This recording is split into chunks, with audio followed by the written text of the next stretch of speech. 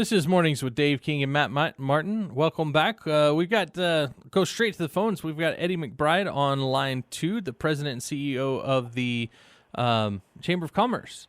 Eddie, how's it going? I'm fine, Matt. Good morning to you and Dave. I hope y'all are staying cool today. Well, trying. It's going to be tough. It is going to be tough. I am going to try my best to stay cool. 111 is the prediction. That may exceed my air conditioner's ability. What about you, Eddie? Well, I hope that my air conditioner is not exceeded. Let's put it that way.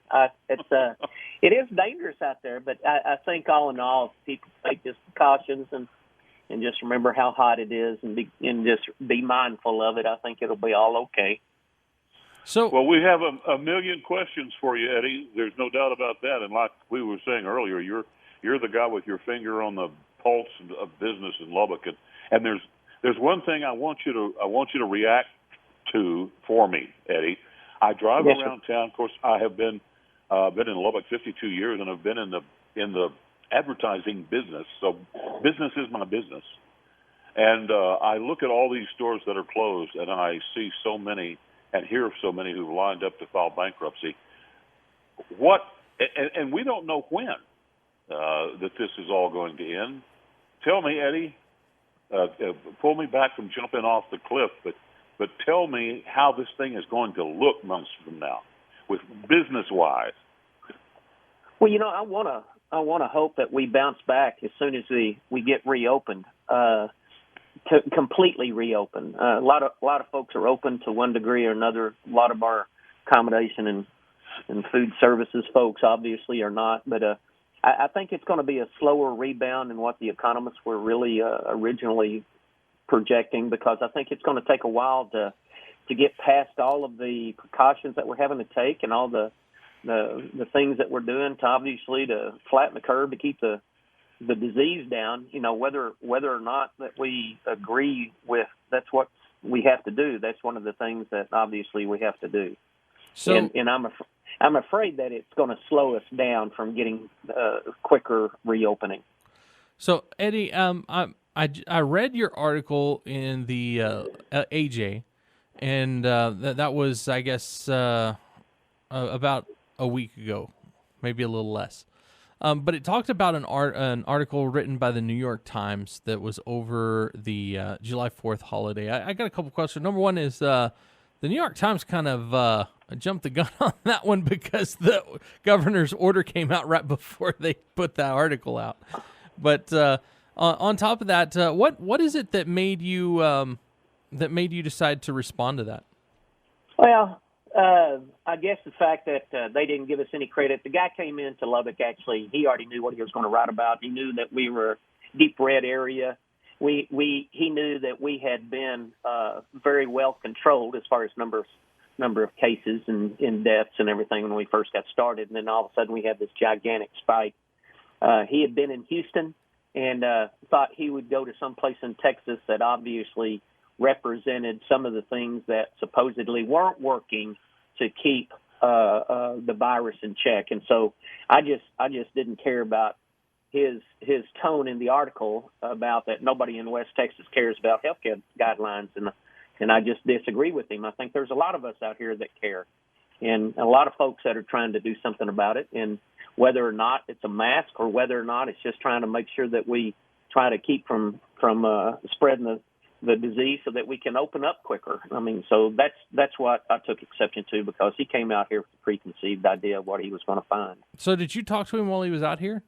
Yes, sir, I did. And there was not anything in the article of the stuff that I presented to him as far as our number of cases and how well we tested and the fact that folks are trying. He made it just completely sound like that we weren't trying at all in West Texas, and he only used a few interviews for the cases that people don't care about that any of the rules and everything, and I just disagree with it. I mean, if you talk about him trying to show that we don't trust the government, well, he's absolutely right. Look at all the things that they have done, especially his newspaper, when it first started coming out that the virus was not a big deal in our community, and that President Trump really put in the the travel restrictions from China so quickly and thought that that's what their newspaper said. And none of that has been proven true. So don't come out here from the New York Times and tell us what you think is really the case out here. We don't trust the daggum thing that they say hardly. Well, that's the thing. It's the New York Times is not trusted out here, much less the government. Yeah, and historically, I learned this a long time ago when I got here.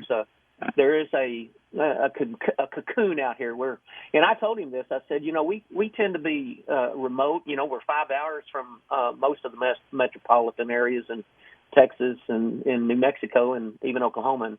And I said, we might be alone out here, but we're very well armed and we're unafraid. So that probably wouldn't have fit well in his article either. That probably just would have fit right into his narrative. The one thing that bothered me, and you mentioned it in your article, was that he didn't really talk about the facilities we have here, which are top notch as far as medical facilities. Yeah, give us some credit. I mean, look at what Texas Tech has done, both with working on trying to find a vaccine, helping that process, as well as some of the materials that they helped create and make available. And look at the response from the community as far as masks. I mean, Covenant, gave us a whole bunch of masks several weeks ago to give out to people.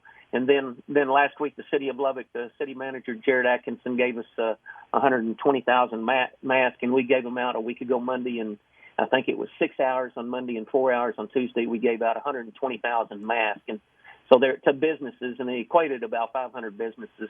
So there are folks that are out there that are trying to mind their processes to make sure their employees and their visitors to their facilities are protected, and doing so, of course, with the governor's order.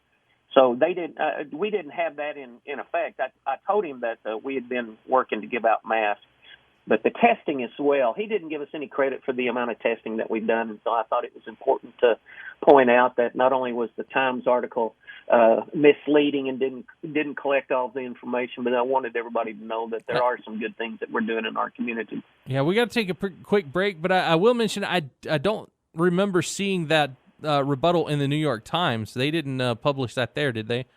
I didn't send it to them because, frankly, Matt, I don't give a damn if they put it in their newspaper. All right.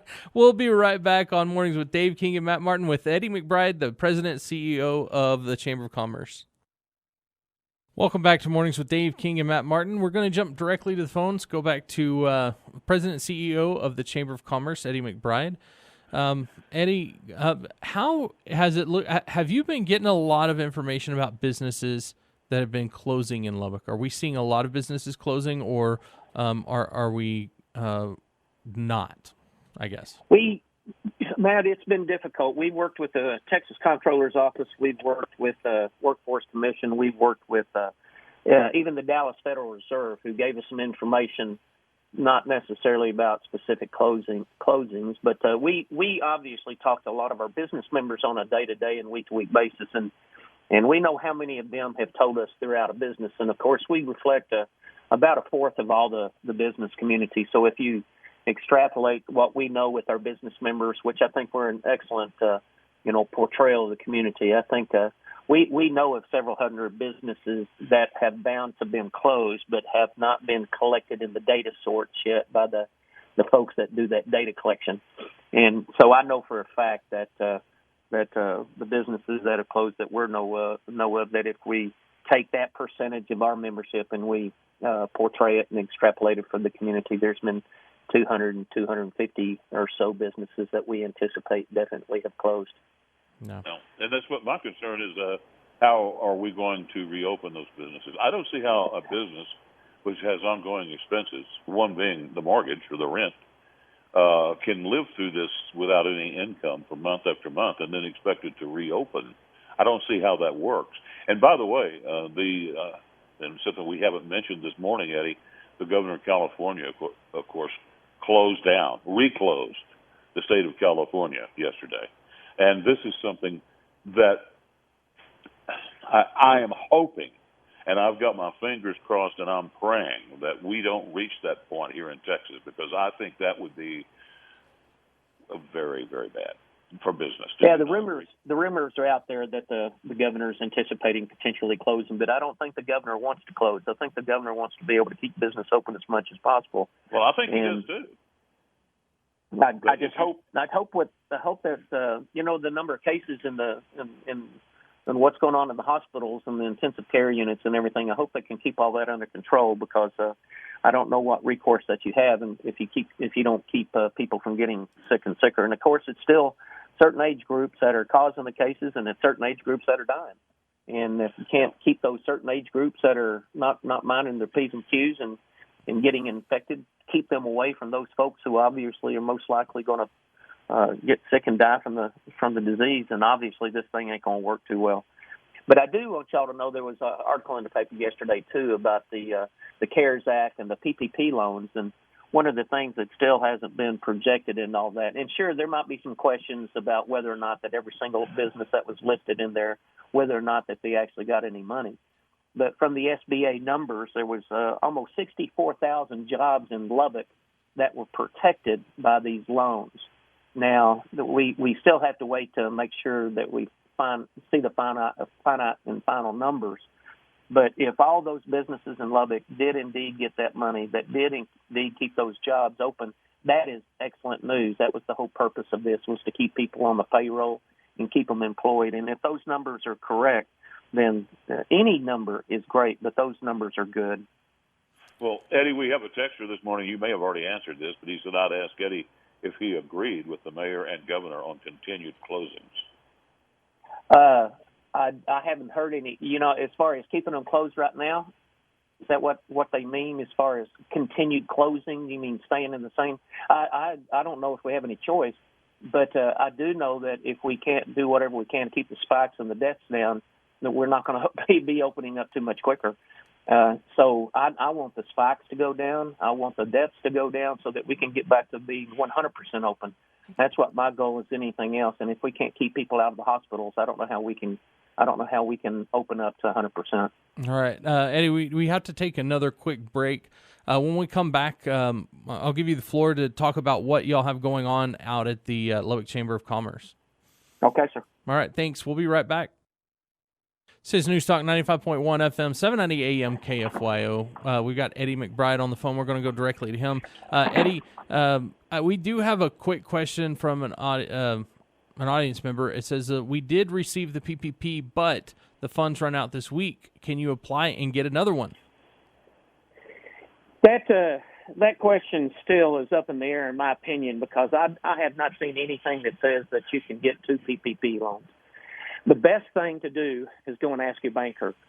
And it's not that we don't know the answer. I just haven't seen it, and I'm not clear. So whoever you got the original PPP loan, go back to that person and get them to tell you whether or not it's been released for a second application yet. So is the Chamber of Commerce, if there's a new round of stimulus, are they suggesting another PPP availability for people in the same situation? Yes, sir, because the money has run out for a lot of people. They've extended, obviously, the forgiveness application. They've extended that until end of the year. But the fact of the matter is that there is another round that's being considered, and it's a political football in Congress. What the Senate wanted to do versus what the House wants to do is two different things. So I'm not holding out any expectation that it's going to be of great help, but there still is the economic injury disaster loan process. If folks haven't taken advantage of that, you can get a PPP and an EIDL loan. An EIDL loan has to be forgiven, and I think it's at 2% over a 30-year loan. But the fact of the matter is you don't have to pay it back for a year. The $10,000 grant that went with that originally has been exhausted. But if folks still need some extra money to help keep their business open, then I suggest they talk to their banker about the SBA EIDL loan as well. Okay, so Eddie, what does the chamber have going on right now? Oh my gosh, we're just trying to see what we can and can't do. Obviously, converted to a virtual format for most of the stuff. We're getting ready to do a small business series on how to pivot from COVID to obviously the new business models and everything. So we're going to be starting a series of that. We're trying to do our golf tournament next Monday, which is golf has been kind of easy to do because folks are following, the social distancing and masking procedures. You don't have to wear a mask outside, of course, unless you're within 6 feet of somebody else. So we think that we can pull the golf tournament off Still trying to do our kickoff breakfast that we do every year for the Texas Tech football program. Coach Wells has been extremely good to work with, so we're gonna do some type of kickoff program, whether it be, even if it has to be virtual. We're trying to find a place to do it outdoors, and it's just difficult with all the restrictions and everything. So I don't know exactly what we're going to do. So we're still trying to stay with all of our fall events, just like what you and Dave are interested in, both the barbecue and the Uncorked Wine Festival. We're still trying to do those. Let's talk about some serious stuff here, the barbecue. Yeah, we still got them on the books, guys. We're still trying our doggone to do it. All right. All Eddie, right. thanks Don't make me come down there, Eddie. Eddie, thanks for calling in, and full of information as always. And thank you for calling in and working with us. This is News Talk 95.1 FM, 790 AM KFYO. We'll be right back.